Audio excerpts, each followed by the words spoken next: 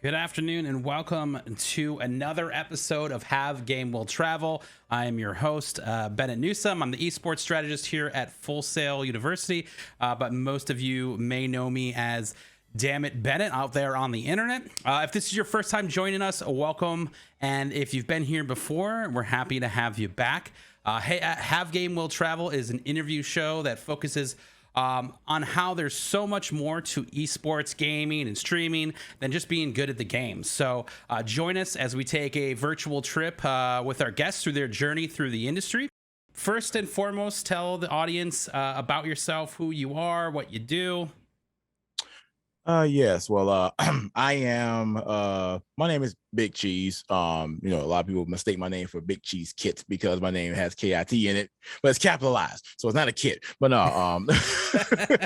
I am a, like host, commentator, entertainer, streamer, content creator, social media influencer, part-time stripper, and I do hair for Nappy Boy Gaming. So, but no, I've been doing this for, since 2006 as far as creating content, and just been on the journey to finally say that I'm doing this full time. So yeah.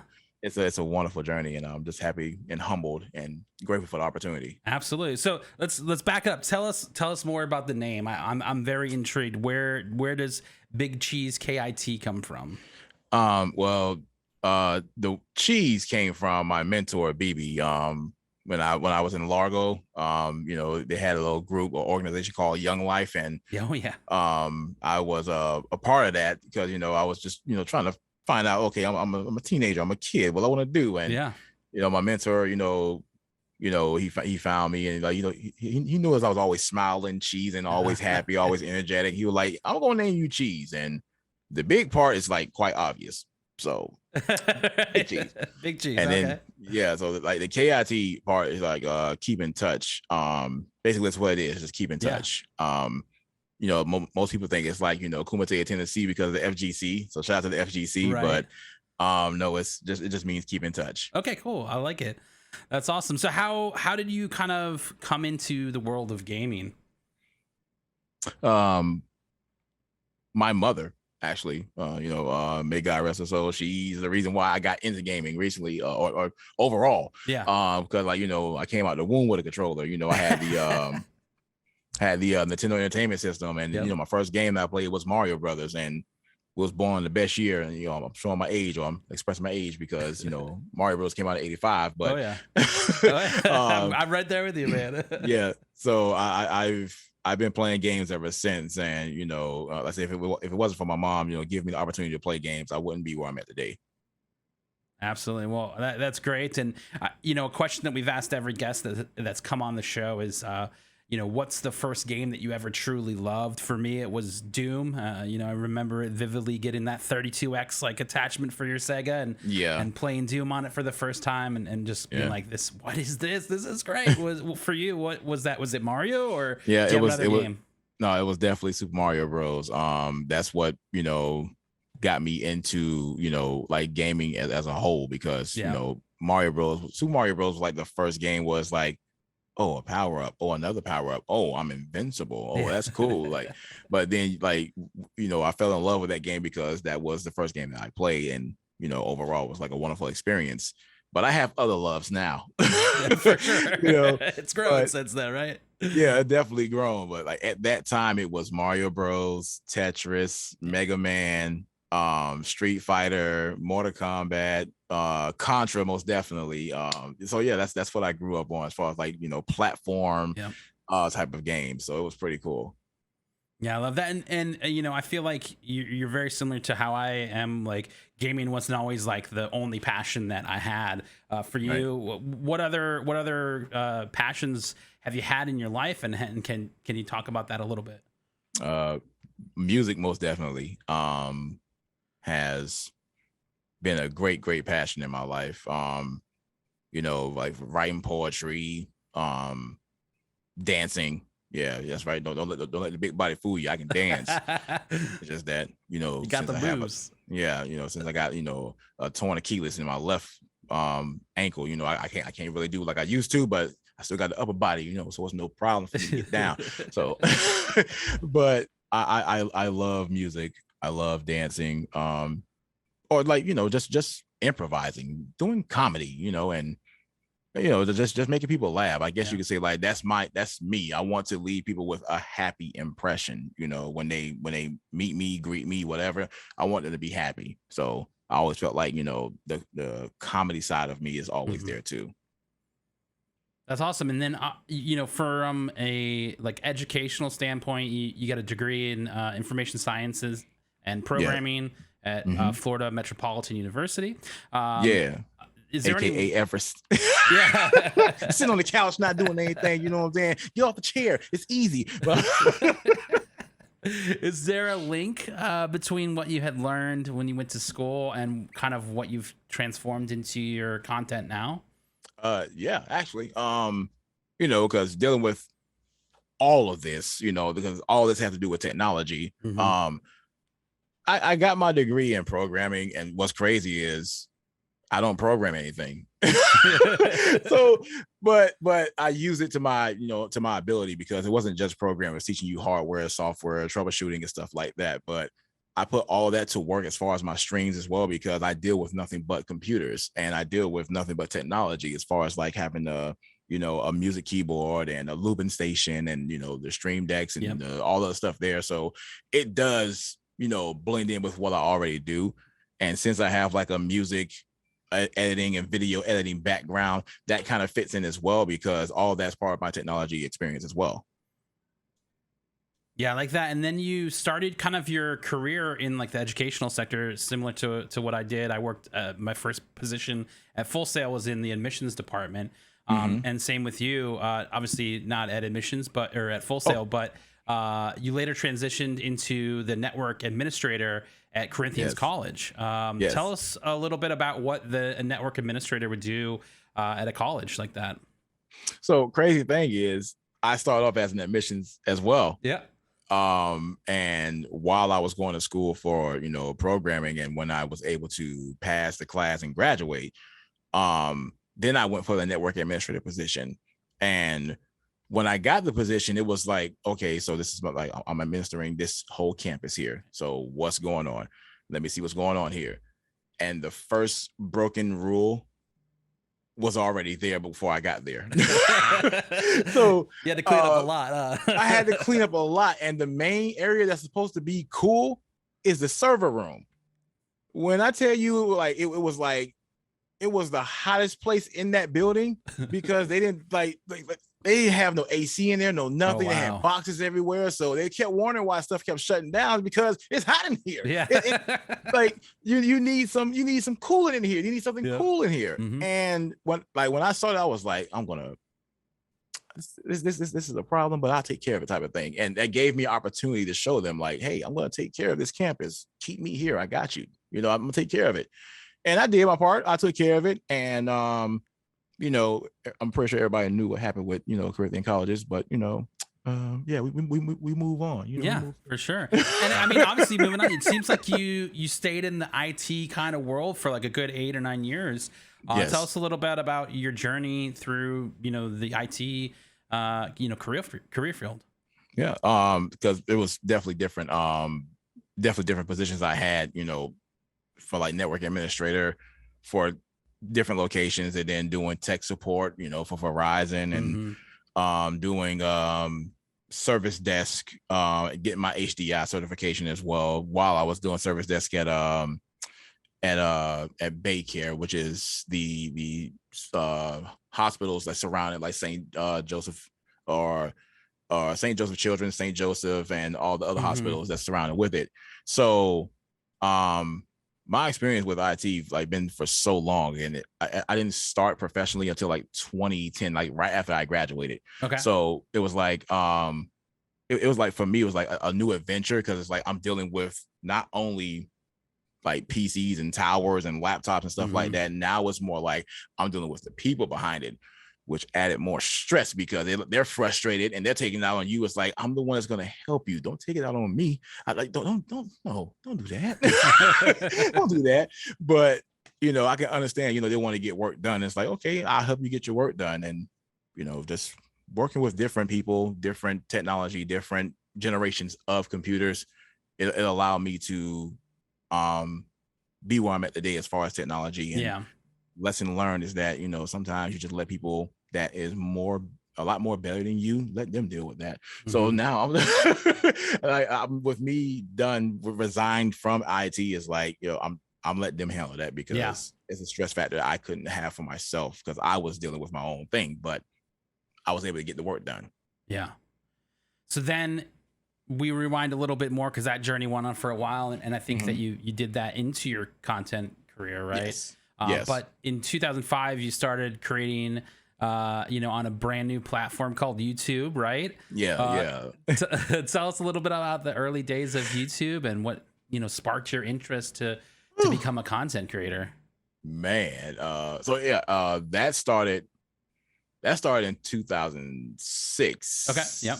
Yeah, 2006. So crazy thing about, you know, that journey of making videos, as far as like I was on the music side more than anything. Right. So I was doing like, you know, skits and was doing like little dances and then doing like little remixes of songs. And then the crazy thing about jumping into the new generation of gaming at that time, right? My mom won an Xbox 360 off of a radio station, and she gave it to me. I was like, "Hey, yo, I'm finna check this out." Yeah. So with that happening, right? That got me into the content of the console wars at that time. Yep. I don't know if you guys remember the Chad Wardens and stuff like that. He was like, yeah, I'm talking about the PS3, the PS Triple. And I was the guy counterattacking him as far as Xbox. And it was like, we just made a whole console war at that time. It was like, yo, this content is amazing. The views are coming in. This is great. Let's go. I'm like, cool. Let's just keep doing gaming stuff. Let's keep doing music stuff. And kept going. And I think like my first viral moment was G4 TV showing my parody video. I think it was like in 2009. And it was on Web Soup and Attack of the Show. And they showed my parody, Give Me That Bacon. I was like,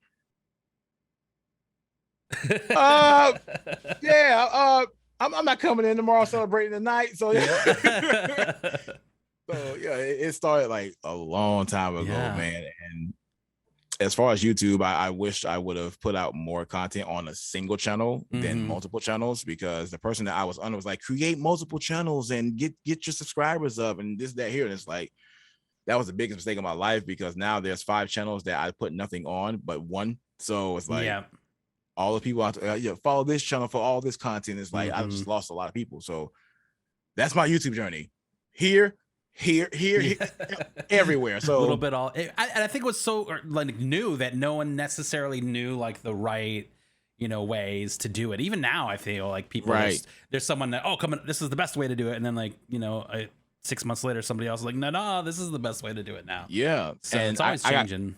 I got caught in the crossfire. You know, I got caught like right in the middle of it. It was like, oh man, maybe I should have not created all these channels, because I don't want people like, you go here for this, go here for this, go here for this. Like, that's frustrating sometimes. Like, I don't want to do all that. I just want to go to one channel and make a playlist of your stuff, and now go there.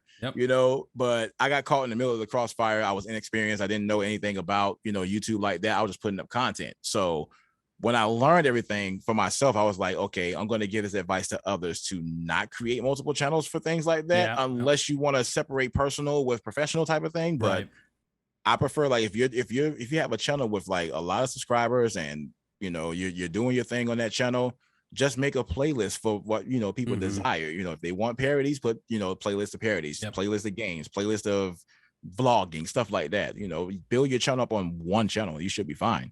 Yeah. On YouTube, that is. Yeah, right. So let's talk this. Later in like 2013-ish, you started streaming on Twitch. Yes. And obviously Twitch in those days, in the early days, was very different world than the pre-recorded content of YouTube. What got you really excited about the aspect of actually being live and doing live streaming? Actually, it was like when it was Justin.tv, I tried to you know, check it out for myself. I was like, hell I go live? Like, what is this whole thing? Like, what I need to have a camera that can see me. Like, I was going a little berserk because I was like, how does this work? Like, I don't know how this works. I'm just stick to the pre-recorded stuff on YouTube. So I think like when it switched from Justin.tv to YouTube, it made it, you know, more easier for me to understand how it works. And in 2009, you know, I created my name, and that way nobody could take my name, you know, Big Cheese KIT, because nowadays, you know, people can take like your name on different platforms that you're not on, and people think it's you. So, and they like them, you know, try to sell it back to you, right? Yeah. So, and like I said, in 2009, I was like, I was not feeling the vibe of like live streaming because I didn't understand how to do any of this stuff. But in 2013, when I learned how to do it, I was like, okay, this is pretty dope. I like this. Yeah. Like, how y'all doing? How's everybody doing? Like, hey, what's going on? Like, oh, snap, you see me now? Oh, hey, everything was new for me. So like live interaction as far as like gaming, it's totally different from like the pre-recorded stuff, because like, even though you can do all this stuff live, you can still have that live content and put it up as like pre-recorded. So it's like, it's same things, like, you know, tomato type of thing. But I felt more of a connection with my community when I was live, more than anything, because it was right there with me on like all the games that I played and experiencing everything that I experienced, and not waiting for me to put up the content. So since then, I've been creating content, you know, streaming, and the following year. Oh, and for everybody that's new to Twitch, it wasn't that simple to be affiliate or partner. Yeah, I'll tell you that right now. Let me run this to you, okay? Enable for you to become a partner on Twitch. You literally had you need to have like an average of 500 viewers, before even becoming partner. Or if you had a popular YouTube channel with a lot of views, they were like, okay, we'll talk with you, we'll negotiate with you. And that's the side that I was on, because, you know, Give Me That Bacon was popping off. So I was like, yeah, let me talk to you about this YouTube channel. So they never even had like a number either. Like, everyone said it was 500, but then there was a stream that was like 400, and then there was a stream that was like 700. But it was just like, wait, they hit 500 and they didn't get partnered. So it was a wild time back in the day. It was definitely wild. Like, people that's like complaining about partnership now, trust me, it wasn't a lot of partners back in 2013, 2014. Like, you needed to have some type of number or high number somewhere to even be considered a partner. And, you know, nowadays it's more convenient and easier for streamers today to become affiliate and to become partner. They dropped it from like 500 to 1,000 viewers average. Now you only need 75 with a great community, and, you know, you got to keep signing up for it, because sometimes they'll deny you, but fair. Yes. But yeah, because like for me, it's like, it's more easier. It's an easier challenge. It wasn't like that back then. And not at all. I just be sitting back like, look at them arguing about dog and partnership. Yeah. Y'all have no idea, bro. No idea. The path ahead of you is very different than it was behind for a lot of other, especially some of the, you know, the biggest names on Twitch, you know. It's exactly. I remember hearing like, forget who it was now, but they got partnered, but then they didn't get their sub button for like another year, which was like, to me, sounded crazy. I thought, that's the whole connection, but like there was another challenge that you had to meet in order to get that. So it's very much more streamlined these days, right? Yeah, that's wild, actually. Like, to be a partner and not have your sub button for a whole year. No, we need to talk about this. Like, hey, and that was another thing. At that time, there wasn't a lot of partner managers too. So like, partner managers, if you have one now, congratulations. Like, be very nice to them, buy them gifts, because not everyone has one. Not everyone has one. But I was thankful, like 6 years later, because I was a partner since 2014, and 6 years later, I finally got a partner manager. And, you know, shout out to him. You know, he gave me opportunity. I was like, I thank you. I hope I don't, you know, give you a hard time. I used to hit him up like at least like, you know, twice a month, just to check on him and see if there's anything, you know, that I can be able to do on my part to, you know, get more involved, because I'm always want to be involved with something. I don't like just not working. That's not in my DNA. So well, obviously, if anyone here has tuned into your streams before, you know that you're an incredible entertainer. You did start mixing all of your passions together with your streams, which I think it's such a unique part of who you are and what your channel, offers. I think I think the first time I saw you was a couple years ago for a GCX charity marathon, and like I was completely blown away with what you were doing. You had like theme songs for donations. You were just putting on like an incredible show, high energy. Tell the viewers here like what they can expect for when they come to your channel. You won't get hot sauce, I'll tell you that much. Yeah, you brought up the GCX event, like that hot sauce. I still have that hot sauce. Okay. Like, but that hot sauce took me out. Yeah. And I think like that's the first time I ate a whole loaf of bread in less than 20 minutes. Like, I had a loaf of bread and I had milk, and I didn't know, like, I didn't have the experience like, oh, hey, if you have hot sauce and it's too hot, you drink milk and not water. And the first thing I drank was water. I was like, so yeah, just made it worse. Made it worse. But as far as like my streams, I tell people all the time, like, if you come to my stream, you will leave with remembering something that I've done. And and I think I said this a couple of days ago as far as on Twitter. I like to leave people with a happy impression.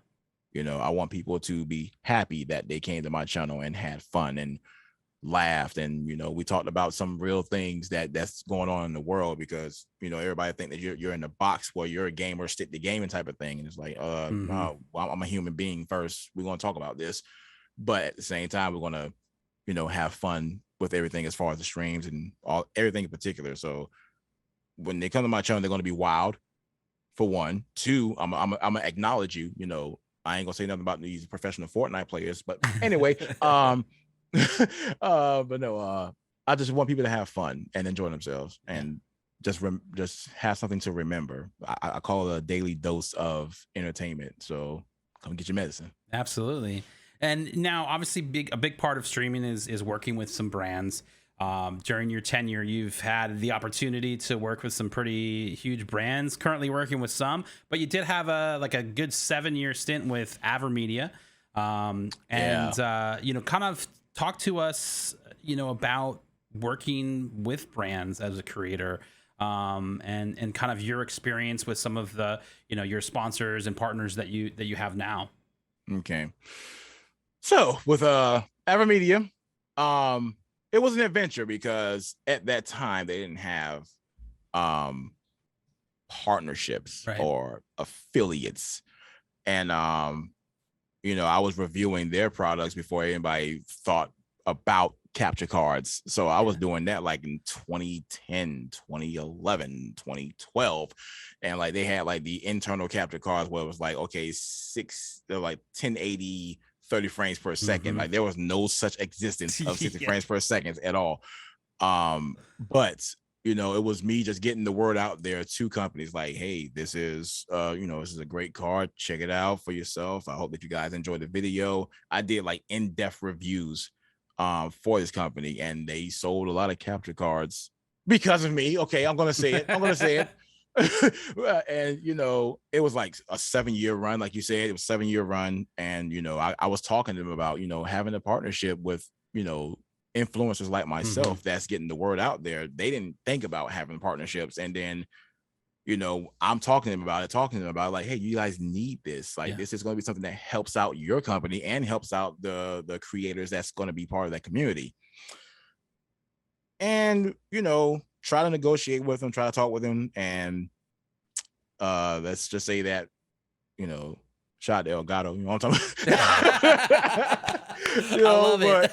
but like I was gonna be truthful, is that I felt like on my part I always wanted to work with them, because they started me off on my journey as far as gaming, and I wanted to stick with them because they helped me out. And it was like I'm a loyal person, and then the second that I feel like you're not the same for me, it's like, okay, this is not gonna go well. And the person at that time, I guess they took it personally, and for me, it was no hard feelings. It's like, okay, I understand you want to move forward, I'll move forward as well. So when I moved on, and I saw them again, it was like I was a complete stranger. Like they didn't know who I was. So I was like, wow, okay, it's business, nothing personal, but personally I'm hurt. Yeah. I guess that's how it goes sometimes, you know, but yeah, you know, I think what, you know, you kind of talk here is about that you were creating the content because you wanted that type of content for your channel. And even if you weren't sponsored by someone, you were still creating, hey, these are things that I use that help me do what I do. So I'm going to support that and elevate that. And obviously I feel like that kind of helped elevate you along the way to other brands. Yes. Again, shout out to Elgato. Like, you know, that I don't think that would be here for you had you not done maybe some of this other stuff, right? Right. And that's the thing that people need to understand is that you don't always need to have a partnership or affiliation to show people love. Yeah. You know, or to give flowers to a company that has been putting in work for years, or give flowers to a person that has been doing this for years. And like, you know, with Elgato, you know, because not gonna BS any of this. The first review I did for the Elgato, I think it was like the HD 60, and the first version of the HD 60 wasn't as good because the firmware wasn't ready and stuff like that. I was like, yeah, you're gonna have to wait for this to update for the 1080 60 frames per second, etc. So I was talking mad trash about it. Same. But they respected the fact that I told the truth. Yeah. You see what I'm saying? Yeah. And you know, they respected it. And it was like, you know what, you know, we're gonna make sure they get this right. We're gonna take care of you. And then when the Stream Deck released, look, I mean, look at them now, man. That's just kind of the mic drop, right? It's like, yeah, it's like everything went from like just basic to advanced like that fast. It's because like now you can just press buttons to make things convenient for yourself instead of clicking here or give me a second, let me just click this here, boom, boom, boom, boom type of thing. So yeah, like when it comes to brands themselves, like they love to see that you're using their products, and that's where the relationship begins. The business relationship begins. Like a lot of people are not aware that people are watching you while you think they're not. So stream like everybody's watching, or create content like everybody's watching. Hell, promote like everybody's watching, because somebody's watching you from a company that you would love to work with. It's just going to take that time frame to, you know, get things going, and also seeing your consistency. So yeah, stay on point. Yeah, absolutely. I mean, great advice. You know, I think that, you know, there's so many people looking to content creation these days that, you know, obviously during the pandemic, we saw a lot of people move into that world and they go, wait, I can do this. And then they just exploded after that. So I think there's a lot of opportunity there, but it doesn't come overnight. You know, based on your, you know, kind of resume here, you've been doing this for a long time and continue to elevate yourself by building on top of the things that you had already set in place, you know, as a young, you know, content creator and growing into that. And I think that's super important that, you know, new streamers need to think about is that it's not going to happen overnight, but the consistency going through is a huge part of that. You know, another big part of your journey, you actually had been part of some esports organizations, you know, during your time. Can you talk a little bit about like the teams and what you did and kind of what, you know, that whole journey was like working on the esports side of things? I think like the very first esports organization that I was under was Circa. Yeah, it was Circa. I was just a content creator for Circa. And then like a couple months later they shut down. Oh, like, wait, a similar story for myself, you know. Yeah, so like, man, 2 months. Man, all right, man. All right, cool. Thank y'all for the opportunity. I appreciate it. And then after that, I was under Wombo Sports. It was a esports organization that started in Minnesota. And it had like JT Brown. It had like a lot of athletes on there. Like everything was on there. Athletes, right? Yeah, it was all athletes, and then like they had some of us, you know, as far as like content creators and stuff like that, you know. So like introducing like gaming and sports as one, and like I met a lot of people through that organization. So shout out to you know, Bob and others for Wombo Sports and having me a part of that, taking me to Minnesota for the first time to go to Mall of America. Like that place is huge. Oh my gosh. Like this place is huge. And like you had all the athletes coming there. And you had the content creators there, you know, you had Turkey Leg, you had You had, oh my God, I don't want to forget no names. I'm sorry if I'm forgetting your name. I promise you, but just know that I appreciated your company. I appreciated everybody that was there, that gave us a good time. And it was great for like a year. And then, you know, I guess like things didn't go as planned. So, you know, that had to, you know, depart from that. So I was a free agent for a little while. Yep. And I was like, you know what? If I keep jumping on the organizations that's not going to last, let me just stay solo for a little bit. Yep. And just keep, you know, focusing on my brand and my company and, you know, my name. And then that's where Markiplier kicked in.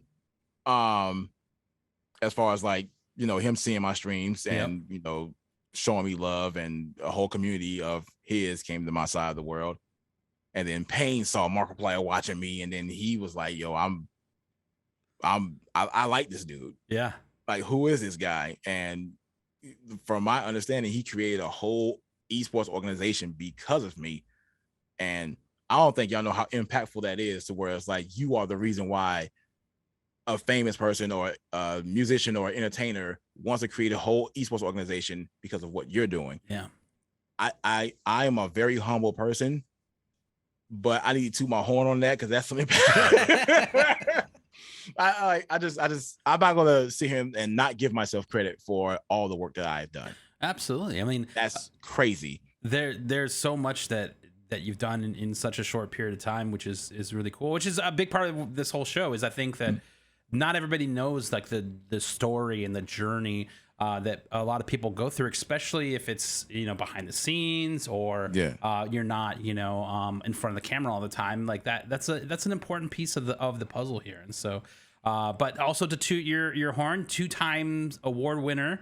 Talk briefly about that. Let us know what that is. Yeah, the real 2-time. I don't know what disrespect talking about. You know what I'm saying? Yeah, I called you out. Yeah, I'm the real 2-time.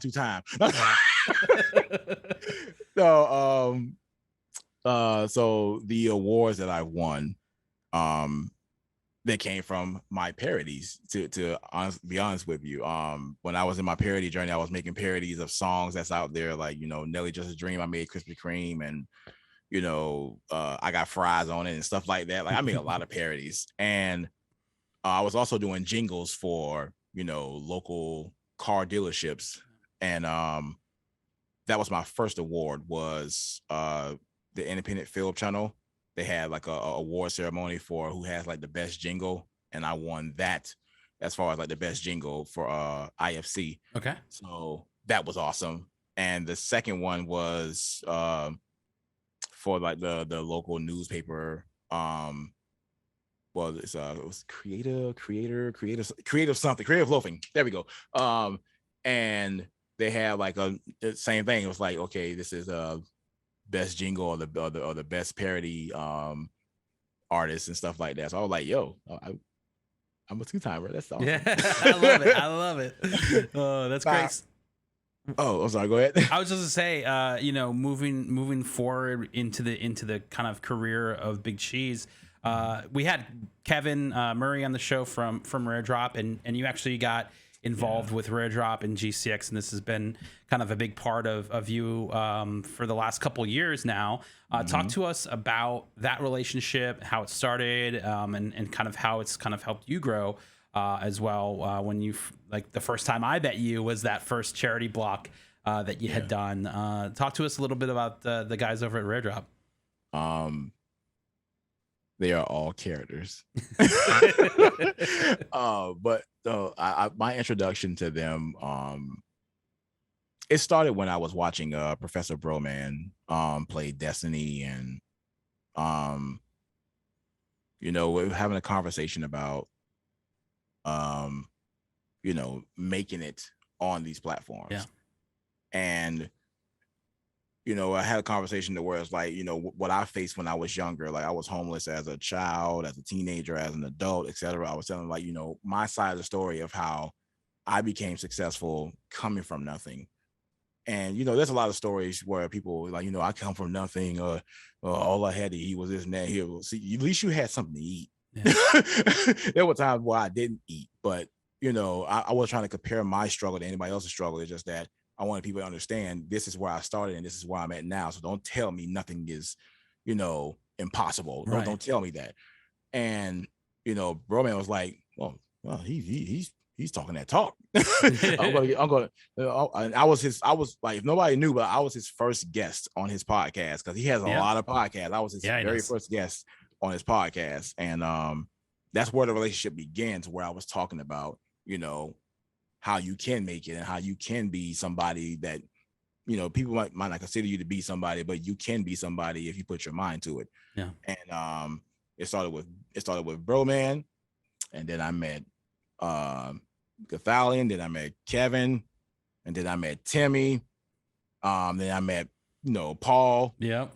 And then, you know, like just meeting everybody, and all, it just became a great relationship. And it's like, you know, people are like, oh, you still work for Real Drop? I was like, I don't work for them, I work with them. Yeah. Uh-oh, did my camera freeze? Oh no. Oh no, it did. Oh no, it did. Give me a second. No. There it is. No. We're back. Okay, there we go. Hey, call me on the bad moment. We're good. No, but you know, just building up that relationship with them, and just continuing to get myself involved with what they're doing too, because when I noticed that it was Guardian Con before it was GCX, and before that was Destiny Con. So I wasn't at the Destiny Cons, I was at more of the Guardian Cons, and just seeing how everything was. And you know, I was like, yo, this is dope. Like, why aren't more people knowing about this? Yeah. So it came from, it starts somewhere, and I think people need to understand, it starts somewhere. It's not microwavable, anything that you do. So you know, starting from, like, you know, the Destiny Con to where it's GCX now, I don't think people understand how much time, effort, work, development has been put into what Red Drop is doing. Yeah. So shout out to them for doing that. Shout out to them doing like the Chell events at Full Sail, and I was part of that as well. So I thank Kevin for that, you know. And Kevin reminded me, hey, don't forget, send your invoices. I'll be like, oh, I kind of forgot my bad. Awesome. So in 2020, you got on YouTube and you made probably like the biggest announcement that you've made, and that you were going to go full time as a content creator. Can you tell the audience here a little bit about what led to that decision, and kind of what your goals were as you embarked on that like new adventure? Which is wild, because 2020, that was like the year where everything was starting to happen. And then then it was like an impactful moment that dropped me or put me down to make me realize life is short. And when Payne, you know, discovered who I was, and he came to my channel and showed me love, and we had a conversation, I was like, I hope this is not a temporary thing. I hope that this is going to be something major. It's going to be big, and we're going to move forward with this. And I just kept kept tabs with him and kept in contact with him. And in July 27th to be exact, crazy thing is, I was just sitting here taking pictures, for thumbnails and stuff on YouTube, and got up. My whole right side just collapsed. Boom. I was like, okay, what's going on in my body? So at that time, you know, I had to wake my wife up. She had to take me to the hospital, and COVID was bad at that time. So they couldn't stay with you in the hospital. They couldn't come visit you. They couldn't come see you, etc. And I suffered a stroke in 2020. So while everything was going so good, that happened. And I was like, how am I going to come back for this? How am I going to bounce back from this? I don't know how to do this, you know. And you know, I was I was learning how to walk again. They had to hold a thing around my waist to make sure I walk again, and get myself back to where I was. And before I even had the stroke, I told people, in 1 month, I'm going to go full time. I had that in my mind. That I was going to go full time. And then when I told him that, and then that happened, I was like, okay, we might need to rewind a little bit, because, because I you know, finances need to be in order, you know. And it wasn't like, you know, I didn't have any finances to, you know, help me out for a couple of months until like this whole thing, prospers and whatnot. It was just that I wasn't mentally prepared for it. Physically, I was there, but mentally I wasn't. But at that time, when I had the stroke, I was like, I have to do this now. And if I don't do this now, I'm going to regret it, because I'm going to sit here and I'm going to be working in IT for the rest of my life. And, some people, when they have a career, it's like, I don't want to do this for the rest of my life. I want to do what I love doing. Yeah. So at that moment, I did what I loved doing. I was like, I'm going to take this big risk and go full time. Marv was like, hell no, you are not going to know. I was like, look, if I don't do this, I'm going to regret it. And I'm going to resent myself for it, because I feel like I can do this. I know I can do this. Since 2020, when I went full time, I haven't looked back since. Oh yeah. So you have, I was gonna say, you have a ton of accomplishments since that announcement. You became a Twitch ambassador in 2020. Yes. Tell us what a Twitch ambassador is, what you do, and kind of what it's been like so far. I'm gonna be real with you. The ambassador, is an example of a person that has a great community and does great things, that does awesome things for the community, and is a giving person and a lovable person, etc. That's my definition of it. Yeah. A lot of people don't respect Twitch ambassadors. So it's like, what? Really? Look, I'll be like, oh, well, what's that icon you have? It looks pretty cool. Like, I'm a Twitch ambassador. Oh, so anyway, like, so, and I look at that and it's like, oh man, like, as an ambassador of this platform, what example can I set, or what can I do to show people, like, Twitch ambassadors, we like, the respect need to be there too, because we're like that level over a partner, and we are a prime example of what to do, or what like, what you need to set as far as like your channel to become successful, as far as like a partner or whatnot. And people are like, okay, and I can become partner too. I'm like, all right. Look, they gave me a title. I'm rolling with it. I love it. Thank you. But I'm not here to trash nobody. I'm not here to, be like, yeah, I'm the ambassador. You the partner, be able to learn your place. This is I'm this top is your tier. world.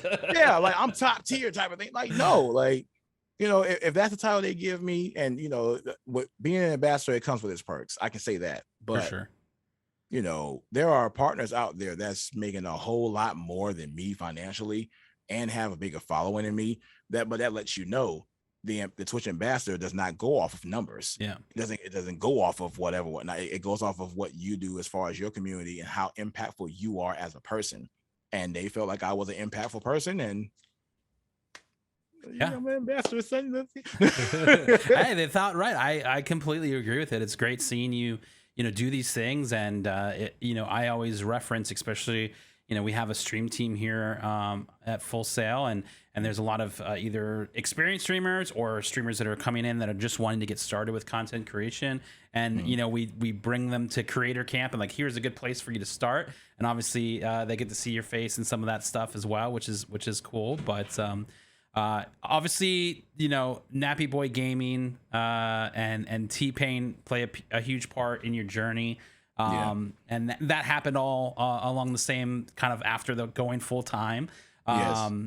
Talk to us a little bit about that whole kind of experience for you. Scary. Yeah. Very scary at first, because like you panic at first. You're like, this is really happening. Like, this is really, really happening. And it's like, yo, I can't believe it. Like, I'm about to make this step to where I am about to be on an organization that was created because of me. Like, this, I'm that guy. This me. Yes, let's go. Let's do it. So yeah, like, you go through a lot of feelings and a lot of emotions. It's like, I can't believe this is happening. And when that started, I made the announcement. We was doing a charity event. It was I think it was after Christmas. And we did a charity event. I made the announcement. Everybody, gave me flowers and gave me love and saying congratulations to you. And I think like that means a lot. That means like when you give somebody their flowers or you give them love, it means a lot more than people know. And people need to start doing that. That needs to be normalized. Yeah, absolutely. And joining, you know, Payne's organization, the Nappy Boy Gaming, and you know, in collaboration with SideQuest. So shout out to SideQuest, shout out to Shane and Mike and Ben and Frick and all you guys that deal with me. All you guys gave me opportunity, and ever since you gave me the opportunity, I have been nothing but, you know, grateful and thankful of the opportunity. So thank you guys so much, and I will continue to thank you because this here is a wonderful adventure. So thank you so much. Yeah, that's huge. I mean, obviously it's opened kind of the floodgates to a lot of new content for you, and yes. You know, we've all been following along and loving every second of it. You've really done some really cool things. I mean,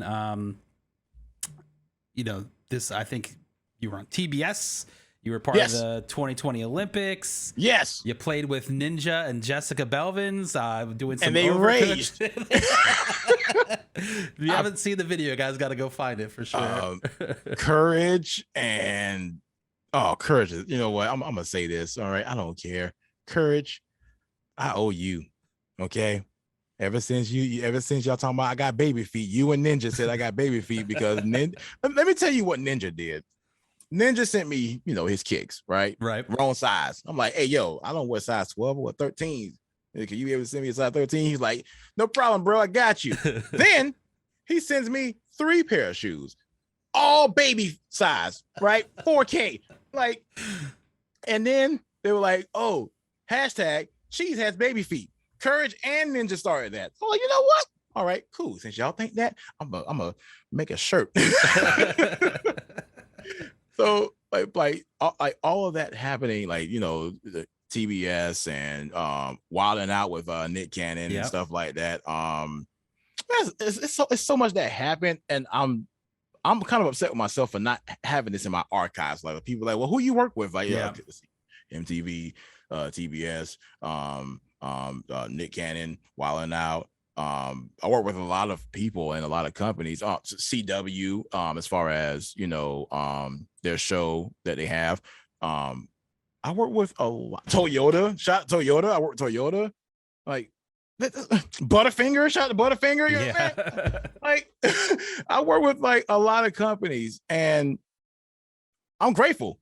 You know, I'm grateful for those opportunities because it gave me opportunity to show them, hey, I can make your brand better too. Like, give me the opportunity to show you I can make your brand better. Thank you for giving me that. So, like, to all of you that give me the opportunity to do anything, just thank you, free or not. You know, I mean, the price did go up. Don't worry about it.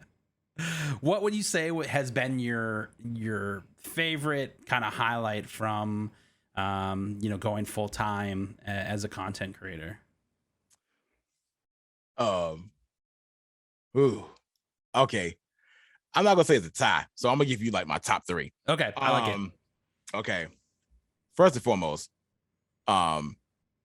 me remixing T-Pain's intro. I feel like that was like one of the most epic moments in my creative history of me remixing his intro, and he was like enjoying the whole thing, and then, you know, the second time around he did his intro, and then I came out with the boxing gloves and the Apollo Creed Hoochie Daddy shorts, and and you know, we just created like great history because it's like we have great chemistry. You know, like I met him face to face last year for the first time, and it was like we did a lot of streams together more than once. You know, it was pretty dope how we communicate with each other, and our chemistry was just there and having fun and enjoying ourselves. So that's the first one.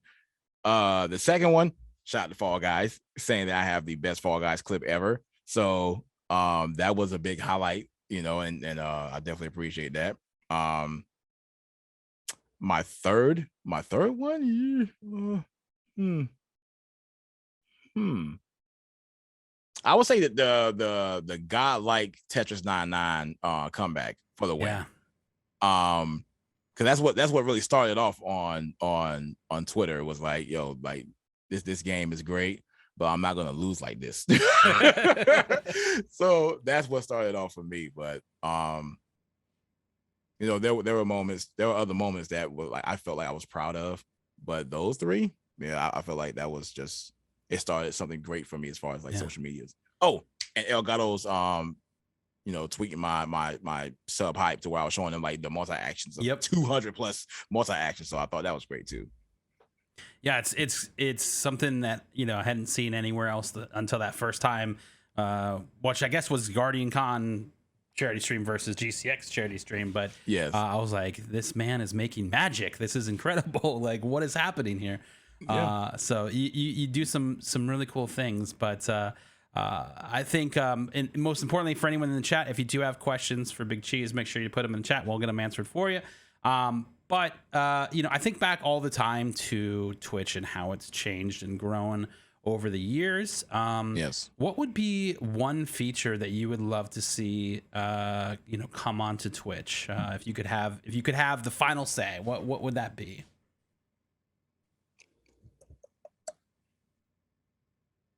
Can I stream on different platforms as well, please? I agree. Yeah. Because, like, okay, the reason why I ask this is because as a brand, as a business, as a company, the exclusivity is really, really not helpful when it comes to, you know, building my brand. So it's like, yeah, you can catch me exclusively on Twitch. Yes, you can.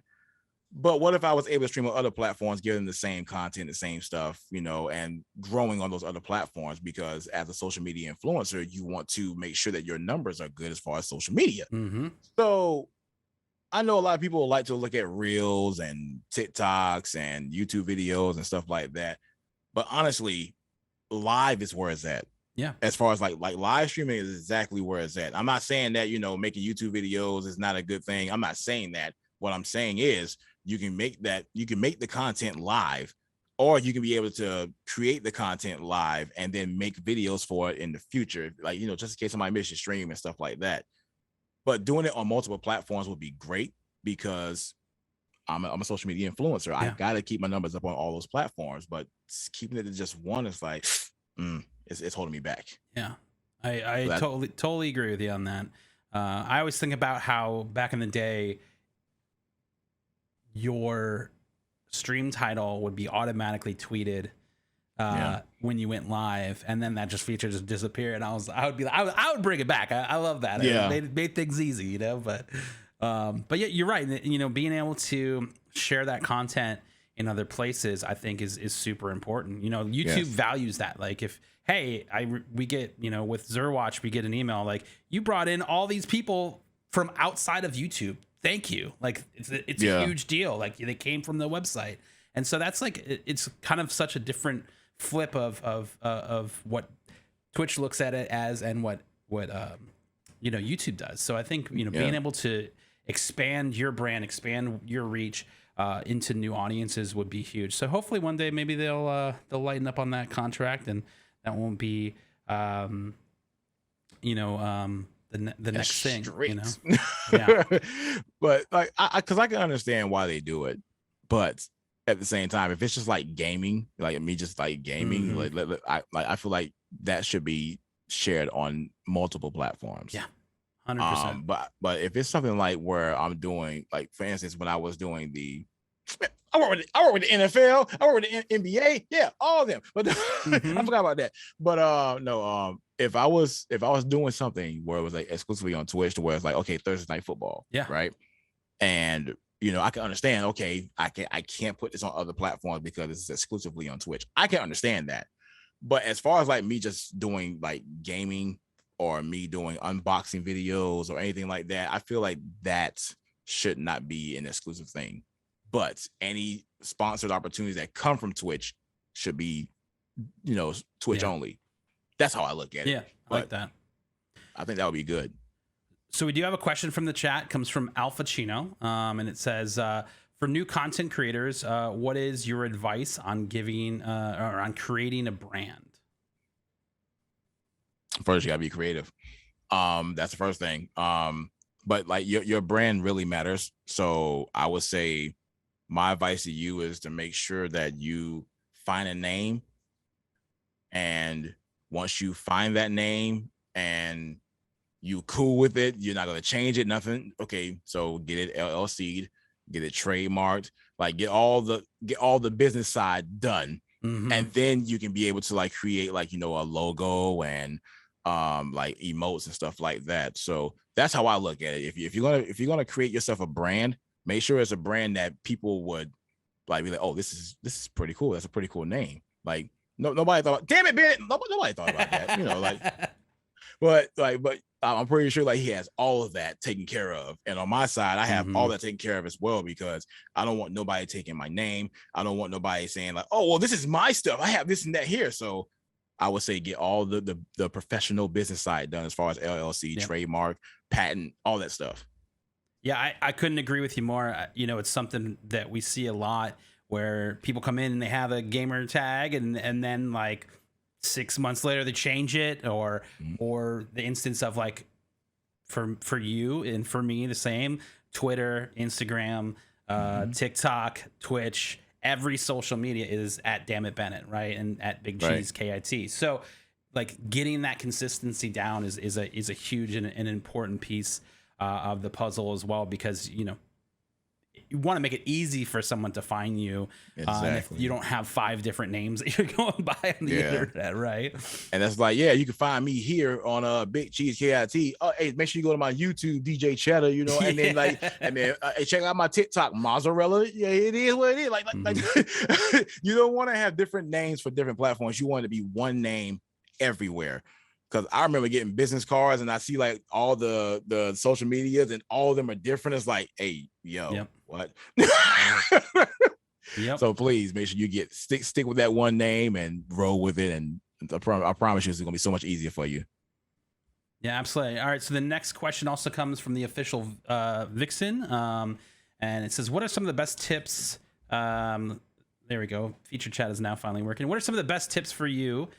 Tips you would give a new streamer? Affiliate wasn't something that interested me. I just happened to hit it rather quickly. I was mainly focused, and I'm still am building great community rather than caring about views as much. But now that I'm getting more into it and building my community, I'm starting to understand more on how it all goes hand in hand. What would be the best tips to help grow in the most positive way? Okay, so I have to answer that question with a question, because it seemed like you became a Twitch affiliate and you agreed to that. Because that if you agreed to Twitch affiliation, you may have prevented yourself from growing on other platforms, as like I was talking about earlier, as far as like streaming on different platforms. But if you already went with the affiliation, that's fine too. But I would say, like, you know, the best tips to help grow in the most positive way: have fun, be yourself, don't let nobody change your outcome on things. Because, you know, you have people that be like, I don't want to see this, I want to see something else, play something else, type of thing. Like you're going to get those people that try to heckle you, right? And then you're going to be like, first of all, mind your business, all right? I'm not changing nothing. Like, just continue to be, you know, authentic. Yeah. Continue and like I said, have fun doing what you love. If like people can tell when you're not having fun, or people can tell when you're like uncomfortable. And the best way to grow is to have a great, you know, community that's behind you. So like if you have mods that support you, or if you have people that support you in, like, in whatever you do, you already have a great community. And if you want to grow that, you have to put that effort in and be like, look, this is my brand, this is my name, you can find me here. Yeah. So like great highlights, make some reels. Like you have to think of this as a business. So everything that you do is scheduled accordingly. So you got to figure out how to schedule videos or schedule. You got to put all this together. So my advice: have fun, be consistent, be authentic.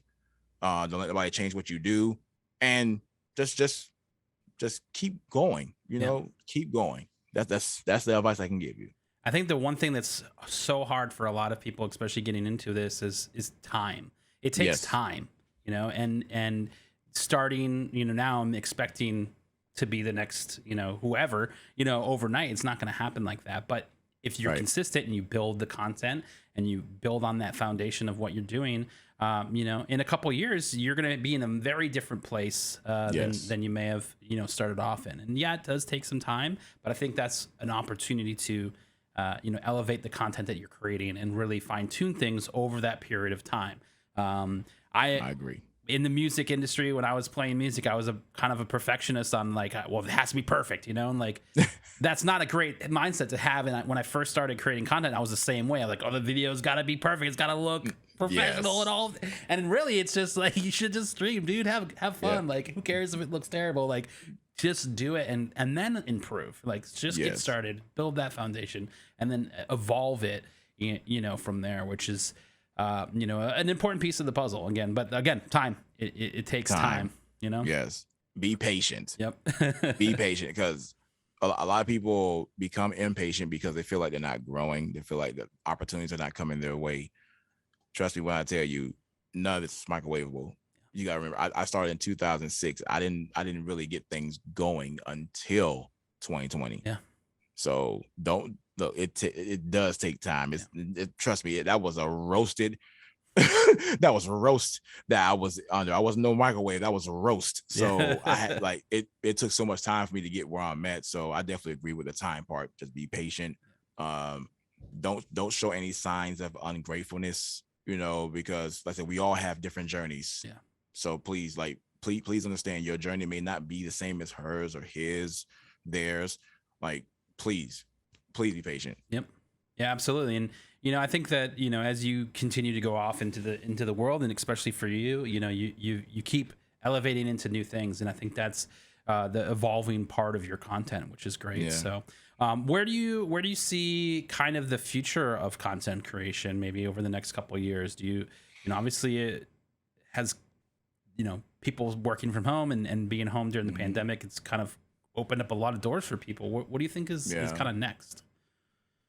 I feel like with the pandemic, a lot of people went to like the last resort thing, to where it's like, okay, now I want to try, creating content. Now I want to try out streaming, because if the world was as open, or if the United States, because the rest of the world is open, but if the world was open as it was before COVID, there will still be like a lot of people doing the same things that they've been doing. I feel like streaming and creating content wouldn't be as big as it was if it wasn't for COVID. As impactful as COVID was for people to, work in their buildings and places, things like that, it put more eyes onto social media sites. Yeah. So where they put more eyes on social media sites, it's like, okay, I'm gonna check this out. Oh, I can do this too. Let me check this out. Let me do it myself and see how it works. And that's where a lot of people make that mistake. It's like, oh, anything you can do, I can do. I'm competitive. So it's like, when you try to compete with somebody, you already lost. Yeah. you have already lost. So where I see it going now as far as the future, I mean, only higher and higher. Yeah. Because now esports has went from a place where people thought it was just a joke until now it's like people want to become a part of esports. Yeah. Now people want to get a degree in esports. Now people want to build organizations to be a part of esports. Like, all of this is happening now. Yep. So the future is only going to get better. Absolutely. Yeah. And I mean, the esports world is